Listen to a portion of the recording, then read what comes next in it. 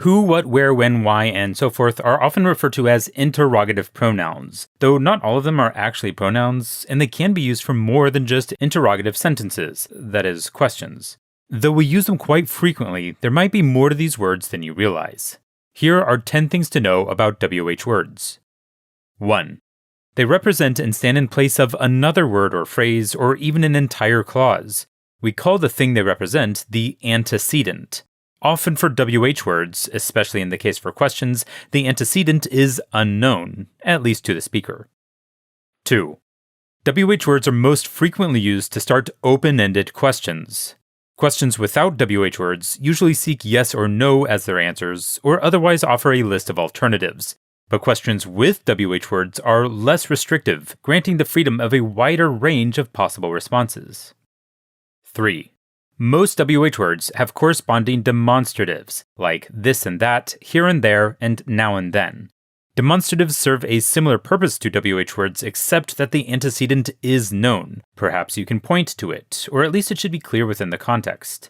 They can be used as simple answers to WH questions, or they can be substitutes for WH words to turn questions into statements.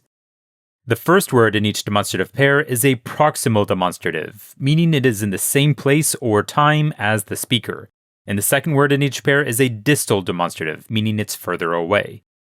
Most distal demonstratives take the same form as their WH counterparts, except that they start with TH. There are some similar proximal demonstratives that start with just an H, but this is less consistent and more common among the archaic WH words. 4. Archaic WH words include wherefore, whence, whither, and whereby. Wherefore is a variant of why, and although it's rarely used in modern English, the demonstrative therefore is still in common use. Whence means from where, and whither means to where. These days, we typically just use where and include prepositions to clarify if necessary. Whereby is a variant of how, and in modern English you're most likely to encounter whereby, hereby, and thereby in embedded clauses within a legal context. 5. In addition to starting interrogative clauses, some WH words can also be used to start embedded clauses and serve to link them to the main clause. In content clauses, they serve a secondary purpose of being the focal point of the sentence, and in relative clauses, they serve a secondary purpose of referring back to the antecedent in the main clause. But for adverbial clauses, they stay pretty simple. 6. WH words represent unknowns in interrogative clauses, but in embedded clauses, the antecedent is known much of the time. To make it unknown instead, you can add the ever suffix to create words like whenever, whomever, however, etc. These are used if a specific antecedent is irrelevant, or to allow for multiple possible antecedents. In questions, you can use the ever suffix to further stress the unknown, perhaps because the person asking the question can't imagine a single good answer. 7. Noun antecedents can be represented by WH pronouns, which include who or whom, what or which, sometimes where, and very occasionally when. The difference between who and whom is that whom is used specifically when the noun is an object. The difference between what and which is that which applies to a selection, while what is even more open-ended. 8. Determiner antecedents can be represented by WH determiners, which include which or sometimes what, how many and how much, and whose.